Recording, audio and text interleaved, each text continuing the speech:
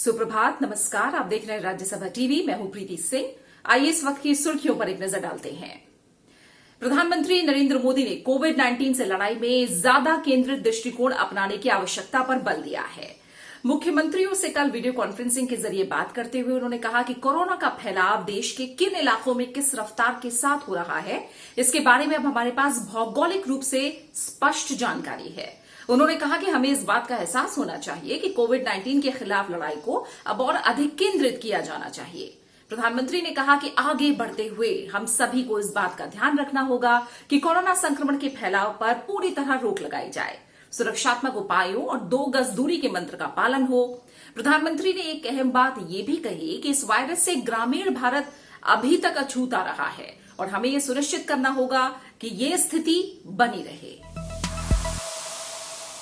आज से आंशिक रूप से ट्रेन सेवाएं बहाल की जा रही हैं।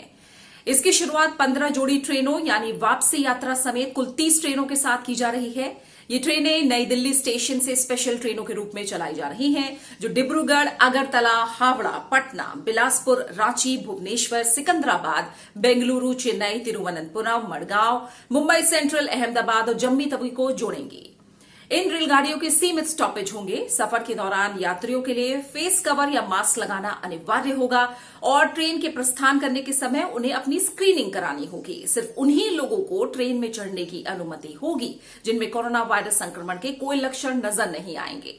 ट्रेनों के परिचालन कार्यक्रम समेत विस्तृत विवरण भी रेलवे ने जारी कर दिए हैं। केंद्रीय गृह मंत्रालय और रेल मंत्रालय देश के अलग अलग हिस्सों में फंसे मजदूरों को उनके घर तक पहुंचाने में जुटा हुआ है। अब तक 450 से भी अधिक ट्रेनें कई लाख प्रवासी श्रमिकों के लिए चल चुकी हैं। अगले कुछ हफ्तों तक प्रतिदिन 100 से भी अधिक ट्रेनों के चलने की उम्मीद है।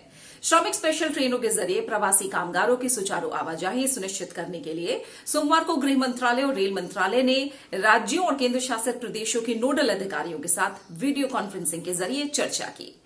बैठक में इस बात पर विशेष जोर दिया गया कि प्रवासी श्रमिकों को आश्वासन दिया जाए कि उनकी यात्रा के लिए पर्याप्त संख्या में ट्रेनें चलाई जाएंगी। सरकार ने उस खबर का खंडन किया है जिसमें कहा गया है कि जिन लाभार्थियों ने अब तक आधार नंबर उपलब्ध नहीं करवाया है, उनका राशन कार्ड रद्द कर दिया जाएगा। सरकार ने सभी राज्यों को स्पष्ट रूप से निर्देश दिया है कि आधार नंबर लिंक न होने की स्थिति की वजह से वास्तविक लाभार्थी को खाद्यान्न कोटे के अधिकार से वंचित नहीं किया जाना चाहिए। निर्देश में यह भी कहा गया है कि लाभार्थियों की बायोमेट्रिक विफलता के कारण उन्हें खाद्यान्न देने से इनकार नहीं किया जाएगा। खाद्य और सार्वजनिक वितरण विभाग ने आधार अधिसूचना के तहत आधार को राशन कार्ड से लिंक करने की समय सीमा पहले ही बढ़ाकर 30 सितंबर 2020 तक कर दी थी। सरकार का कहना है कि वर्तमान संकट की घड़ी में एक व्यावहारिक दृष्टिकोण अपनाने की आवश्यकता है, जिससे किसी गरीब या पात्र व्यक्ति या परिवार को खाद्यान्न की प्राप्ति से वंचित न किया जा सके। कोरोना से निपटने के लिए बने प्रौद्योगिकी और डेटा प्रबंधन से जुड़े अधिकार प्राप्त समूह 9 ने जानकारी दी है कि अब तक 9.8 करोड़ स्मार्टफोन में आरोग्य सेतु ऐप डाउनलोड किया जा चुका है और आरोग्य सेतु ऐप से निजता को कोई खतरा नहीं है। एम्पावर्ड ग्रुप 9 के चेयरमैन अजय साहनी ने बताया कि आरोग्य सेतु उपयोगकर्ताओं की डेटा गोपनीयता पर बहुत काम किया गया है। इसमें यूजर्स का अधिकतम 60 दिन तक डेटा रखा जाता है। इसका मकसद परीक्षण और उचित स्वास्थ्य डेटा बनाने के लिए विशेष निगरानी प्रणाली विकसित करना है।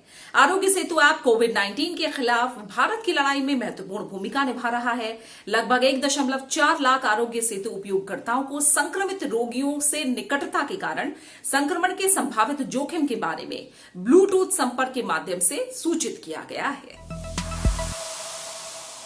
भारतीय चिकित्सा अनुसंधान परिषद, राष्ट्रीय विषाणु विज्ञान संस्थान पुणे ने कोरोना वायरस संक्रमण के एंटीबॉडी का पता लगाने के लिए स्वदेशी IgG एलिजिटिस किट कोविड कवच एलिजा को विकसित किया है।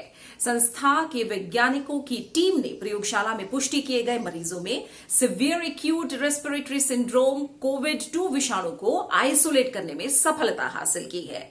इसके आधार पर एंटीबॉडी टेस्ट किट बनाने में मदद मिलेगी।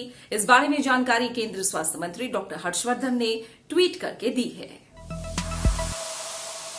वित्त मंत्रालय ने स्पष्ट किया है कि केंद्र सरकार की किसी भी श्रेणी के कर्मचारी के मौजूदा वेतन में किसी भी तरह की कटौती करने का सरकार का कोई प्रस्ताव विचाराधीन नहीं है।